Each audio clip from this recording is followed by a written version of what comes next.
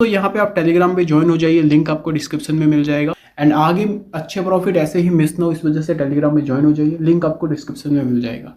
जो capital market stocks है उनमें गिरावट हुई और पूरे बाजार में सभी स्टॉक्स हमें थोड़े थोड़े गिरते हुए नजर आए।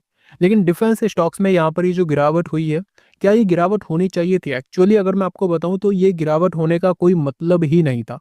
अगर एक चीज यहाँ पर हो जाती तो ये गिरावट हमें बहुत कम देखने को मिलती। लाइक अभी अभी के टाइम अगर आप देखेंगे तो मेसगॉन डॉक ऑलमोस्ट 7% ड्रॉप करता है, पारस डिफेंस 8%, बीडीएल यहाँ पर जो है 10%, बिल यहाँ पर 5%। और ये जो गिरावट थी ये थोड़ी और ज़्यादा थी, फिर थोड़ा थोड़ा हमें रिकवरी देखने को मिली। BEML यहाँ पर 6% एंड डाटा पैटर्न्स यहाँ पे 7%, कोचिन CPR, GRSC, HL सभी में एक बड़ा फॉल नजर आ जाता है।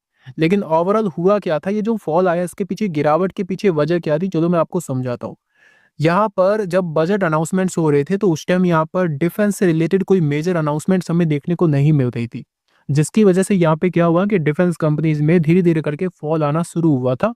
उस टाइम थोड़ा बहुत यहाँ पे गिरावट हो रही थी, इतना बड़ा जो फॉल था वो नहीं था। नॉर्मल स्टॉक्स हमें गिरते हुए नजर आए 3-3, 4-4%।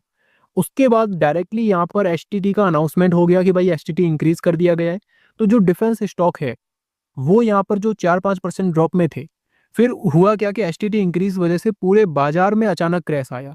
फिर जो 4-5% डिफेंस स्टॉक डाउन थे वो भी हमें 10-10% ड्रॉप होते हुए नजर आए। लेकिन एक चीज यहाँ पे गड़बड़ ये हुई है कि बहुत सारे लोग ये सोच रहे हैं कि भाई डिफेंस का बजट वीक है, अब बजट खराब आया, बजट में कुछ बोला ही नहीं है डिफेंस के बारे में। ऐसा नहीं है।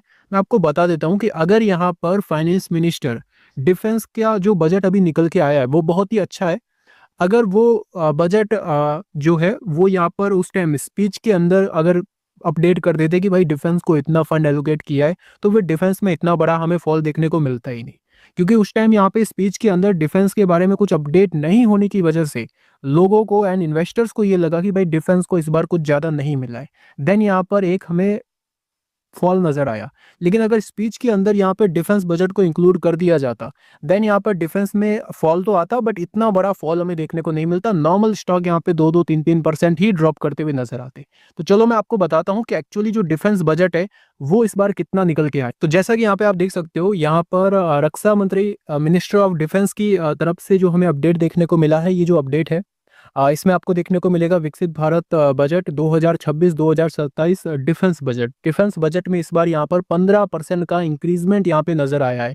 टोटल यहाँ पे अगर आप देखेंगे तो 15% इंक्रीज हुआ है, जो कि एक्सपेक्टेशन से भी ज़्यादा इस बार जो है डिफेंस बजट निकल के आया है। तो फिर भी स्टॉक्स गिरे क्यों? क्योंकि स्पीच के टाइम यहाँ पर डिफेंस से रिलेटेड कुछ भी अनाउंसमेंट्स यहाँ पे डायरेक्टली अनाउंसमेंट नहीं किए गए थे। ये बजट था, ये बजट 12,20,000 करोड़ का जो टोटल कैपेक्स है उसमें से यहाँ पर ये बजट निकल के आया है। लेकिन स्पीच के टाइम कुछ अनाउंसमेंट न होने की वजह से डिफेंस स्टॉक थोड़ा बहुत गिरे।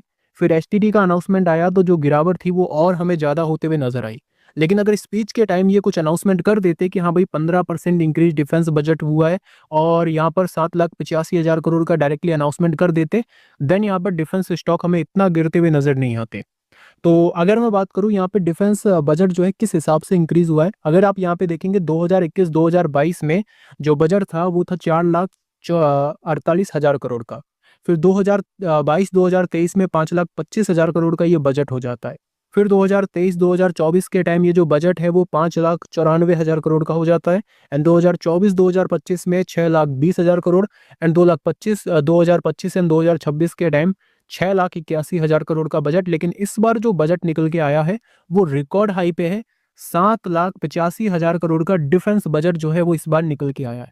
लेकिन अगर ये जो डिफेंस बजट है स्पीच के टाइम अनाउंसमेंट हो जाता तो अभी की जो कंडीशन थी वो कुछ और ही हमें देखने को मिलती। तो कुल मिला के जो बजट है वो तकरीबन 8 लाख करोड़ के आसपास नजर आया है और ये आगे और इंक्रीज होने की संभावना है, क्योंकि जिस हिसाब से जियो पॉलिटिक्स अभी के टाइम चल रही है तो जो बजट है डिफेंस बजट वो और हमें इंक्रीज हो सकता है नेक्स्ट ईयर। तो अब यहाँ पर 7,85,000 करोड़ का अनाउंसमेंट हुआ है, मतलब इस साल के अंदर, मतलब जो यहाँ पर फाइनेंशियल ईयर 2026-2027 है इसमें 7,85,000 करोड़ तक के टेंडर्स यहाँ पर जो है वो एलोकेट हो सकते हैं, अप्रूव हो सकते हैं। एंड इतने तक के यहाँ पर जो है डिफेंस में मैन्युफैक्चरिंग यहाँ पे हो सकती है। इतने तक के यहाँ पर 7,85,000 करोड़ तक के ऑर्डर्स जो है हर मल्टीपल्स कंपनीज को मिला के उन सभी कंपनीज को धीरे धीरे करके पूरे 1 साल में मिल सकते हैं। तो ओवरऑल ये डिफेंस कंपनीज के लिए एक पॉजिटिव पॉइंट है, सभी के लिए, सभी डिफेंस कंपनीज के लिए।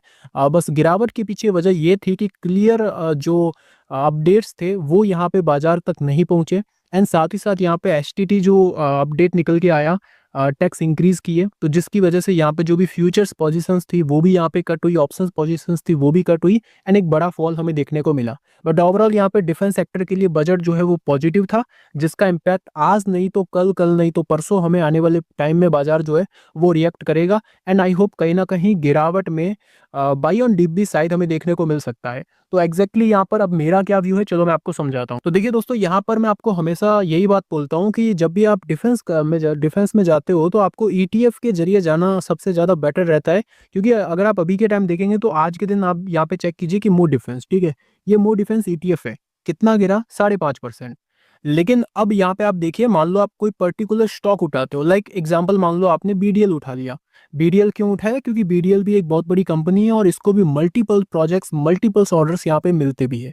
लेकिन हमने क्या देखा कि यहाँ पे बीडीएल के जो Q3 के जो नंबर्स है वो यहाँ पर बहुत ही वीक निकल के आए, जिसकी वजह से स्टॉक जो है वो 10% तक हमें, हालांकि ये जो गिरावट है वो तो एचटीटी एंड मार्केट क्रैश की वजह से हुआ है, बट ओवरऑल मॉर्निंग के टाइम भी ये स्टॉक वीक था। जब आप ईटीएफ में जाते हो ना, तो आपका जो पैसा है वो हर डिफेंस में थोड़ा थोड़ा डायरेक्टली ऑटोमेटिक यहाँ पे चला जाता है, हर डिफेंस कंपनी में।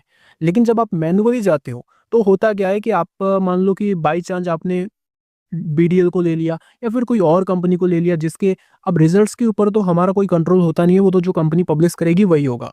ऐसे में मान लो आपने बीडीएल ले लिया, पारस ले लिया, कोई भी एग्जांपल ले लिया, और उसके मान लो नंबर्स खराब आ जाते हैं, तो वो जो दो कंपनी है, लाइक मान लो यहाँ पर पारस बीडीएल के नंबर वीक आ जाते हैं, तो ये दो कंपनी में मान लो आपकी होल्डिंग्स है, तो इनमें मान लो फॉल आ जाता है, बाकी जो कंपनीज है उनमें एक अच्छी तेजी बन जाती है। देन ऐसे में आप क्या कर सकते हो, उस तेजी को मिस कर सकते हो। लेकिन जब आप ईटीएफ के थ्रू जाते हो तो आपका जो पैसा है मान लो 100 रुपए, तो वो ईटीएफ ऑटोमेटिक यहाँ पर जो है बेस्ट जो डिफेंस कंपनीज होती है उनमें अपने हिसाब से यहाँ पर फंड एलोकेट करती है। तो ईटीएफ जो है वो एक सही तरीका है डिफेंस सेक्टर में जाने का, क्योंकि डिफेंस सेक्टर में हम ये देखते हैं कि किसी भी कंपनी की जो रिजल्ट्स होते हैं वो काफ़ी ज़्यादा वोलेटाइल होते हैं। किसी कंपनी के रिजल्ट बहुत शानदार आ जाते हैं, तो किसी कंपनी के रिजल्ट्स जो है वो नॉर्मल हमें देखने को मिल जाते हैं। और बाई चांस हमारा जो पैसा है वो नॉर्मल रिजल्ट्स वाली कंपनी में लगा हुआ होता है, तो ऐसे में यहाँ पर हम कभी कभी हर स्टॉक मूव कर जाता है, लेकिन वो हमारा स्टॉक मूव नहीं कर पाता है। क्यों? क्योंकि उसके रिजल्ट्स वीक आ चुके होते हैं। तो वही चीज़ें अगर आप डिफेंस में जाते हो तो ईटीएफ के थ्रू जाइए, और अभी के टाइम जिस हिसाब से नंबर्स आए हैं, तो आई होप आने वाले कुछ दिनों में वापस डिफेंस कंपनी थोड़ा बहुत हमें वापस रिकवरी की तरफ जाते हुए नजर आ सकती है। बाकी दोस्तों, आपका क्या व्यू है इन सभी कंपनीज को लेके मेरे साथ जरूर शेयर कीजिएगा। मेरी तरफ से कोई बाय एंड सेल की रिकमेंडेशन नहीं।